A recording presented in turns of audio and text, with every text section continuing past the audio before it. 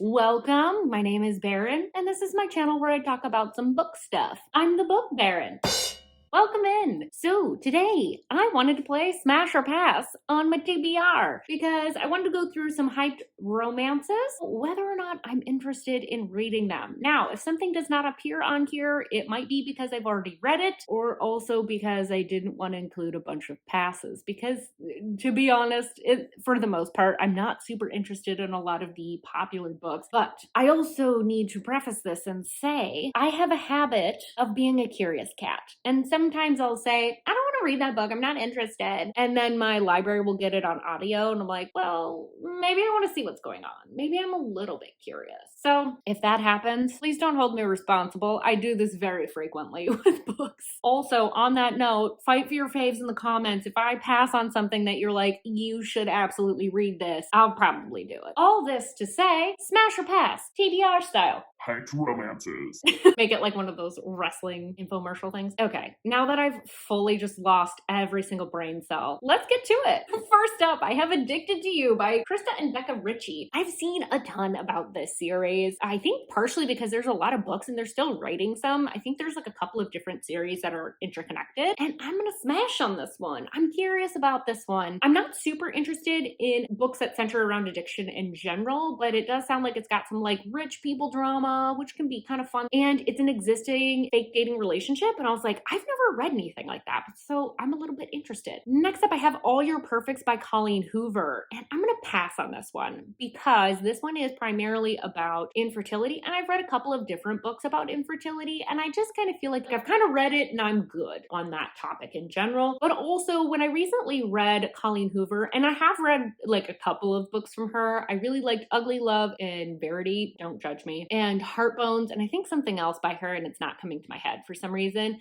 But I've read a couple of her books more recently, and I was like, oh, her writing style doesn't work for me anymore compared to what I like to read now. All Your Perfects is going to be a pass. Next up, I have Before I Let Go by Kennedy Ryan. This is going to be a smash. I do have to space out my Kennedy Ryans, though. This is a second chance marriage and trouble romance, and every time I read Kennedy Ryan, she hurts me deeply and very personally, and I have to like lay catatonic on the couch for like 12 hours after reading her books. So it's a smash, but I have to be very prepped and in the right headspace before I'm going into that book. Next up, I have Den of Vipers by K.A. Knight, and I'm gonna pass on this one. I'm not a super big fan of why choose in general, so to sell me on a why choose, it takes a little bit. It needs to be something different, and for some reason, and I have zero evidence that this is true, I just feel it in my gut. I feel like K.A. Knight's writing style and her heroine are gonna feel like Savage Bonds by J. Bree, and I didn't like that series at all. So I'm like, I think I'm good. Next, I have Does It Hurt by H.D. Carlton. Now, this is gonna be a hard pass. I don't think I jive with H.D. Carlton. I tried to read Haunting Adeline, and her style of dark romance I don't think it's for me. I just don't really get her characters, and it's a little like over the top. Plus, I've just heard some like wild stuff about these books. That's not the type of wild I'm looking for. Next, I have King of Wrath by Anna Huang. So, once again, I don't think I get along with Anna Huang's writing. I've read from her a couple different times at different points during her writing career. I just find that her plotting is a little weird for me, and I just don't find like there's enough depth in the characters, but it's totally a personal thing. Like, I know that people love her. I wish I was one of those people because her setups sound really cool, but her writing just like, and I just don't get along. So I'm gonna pass on that one. Next up, I have Legends and Lattes by Travis Baldree. This is gonna be a smash. I haven't really ventured much into monster romances, but I'm really curious, and I think it would be maybe something fun to read in October between some of like my grittier, spookier, paranormal, and horror that I'm gonna read, and still be in like spooky season, but also like have something that's a little bit softer and just kind of sweet. So that's gonna be a smash for me. Next up, I have Magnolia Parks by Jessa Hastings. This is gonna be a pass, but it's a soft pass. My library just got the audiobook, and there's the small part of me that's like, I could be swayed. But the way people describe these books doesn't appeal to me. I've heard it's closed door, although most people will say that it's closed door, but they didn't mind. But I don't like the sequencing of the series with it going every other with another couple, and I've heard that the writing style is quite the choice. I don't think I'm gonna vibe with it. I'm not big into into fashion. I'm not big into like analyzing what people wear. That's not something that super interests me. I think for me, that's going to irk me and I'm gonna pass on it. Again, my library got the audio and I know people love this one. So there's a small part of me that's like, well, maybe. Next up, I have Red, White, and Royal Blue. And that is by Casey McQuiston. And I am going to pass on this one. I've read from her before. I just find that her romances in general are too focused on other things. And it's very rom-com-y. I'm not much of a rom-com person. Hopefully that makes sense. Moving on.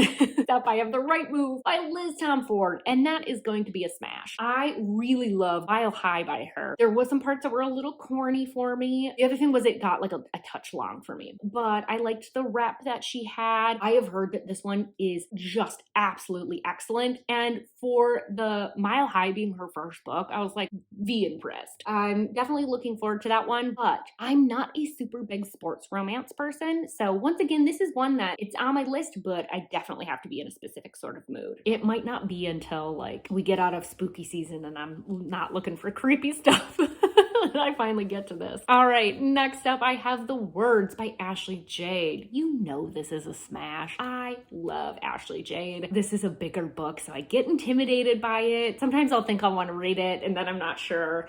But this is a rock star romance, second chance, enemies to lovers, or enemies to friends to enemies to lovers, or something like that. This is one of those that like deep in my bones, I know is going to be like a 6-star book. So I'm like, I need to save it. I need to save it for like a good time. Next, I have The Spanish Love Deception by Elena Armas. This is going to be a hard pass. For a contemporary romance, it takes quite a bit to convince me that it needs to be over 400 pages because she needs like a fake date to her sister's wedding or something like that. And then I've heard the vast majority of this book has almost nothing to do with the wedding that it's set up for. I can kind of read between the lines in the way people are describing this book that it's going to be one that takes way too long to set up. I don't like workplace romances in general. A lot of times I don't like them because they spend too much time on what they're actually doing for work, which I don't like. And then on top of that, that fake dating element doesn't seem like it's going to actually play that much of a role. I'm good. Next up, we have Divine Rivals by Rebecca Ross. So this is the one that's recently entered the scene. I am going to smash this one. I've heard that there's a typewriter involved and it's sort of enemies to lovers. The cover is beautiful and it feels like a little bit like magical. Again, this is one that'll probably take me a long time to get to just because it's a little bit outside of what I typically like to read, but it is something that I have my eye on for when I'm looking for something that's kind of got like some soft magic. Next, we have The Fine Print by Lauren Asher. So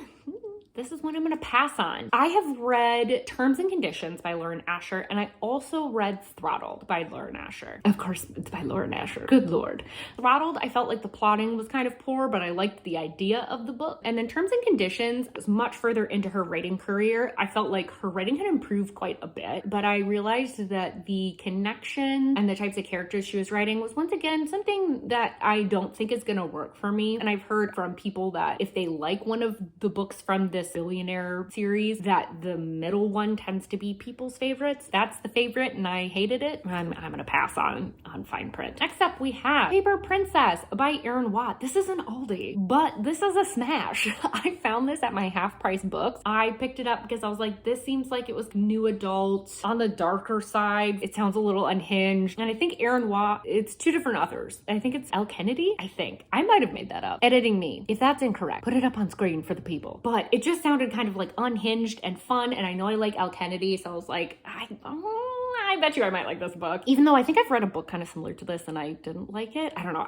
I have a gut instinct, good feelings about it. All right, next up we have Things We Never Get Over by Lucy Score, and this is gonna be a hard pass. I don't know what it is about Lucy Score in general. Her books just do not interest me for some reason. They seem like small town, they're very long, and I don't like enemies to lovers where the enemies portion is antagonistic for the sake of it. I like there to be a deeper rooted thing going on. And then romantic suspense, that's always really dicey for me. So I just like the combo just sounds like something I wouldn't like. So it's gonna be a pass. Finally, Zodiac Academy by Carolyn Peckham and Susanne Valenti. This is going to be a pass. It's a really long series. I've heard the bullying's kind of like out of control. The over dramatic nature of it and the kind of corny fantasy world. I've also heard they use Spanish in a very kind of strange way too. And the people that I've seen that have similar taste to me that have read this have not liked it. So I'm using them as a litmus test and I can read between the lines. Overall, it sounds like one of those things that maybe it's just not for me. Hopefully you enjoyed this video. Like I said, I'm easily swayed. Well, with books, not with everything. So if you want to fight for your fave in the comments, I'm totally down for that. You might convince me. I can almost guarantee you can convince me. With that, thank you so much for being here. Comment below and let me know what your smash and pass for hybrid romances are on your TBR.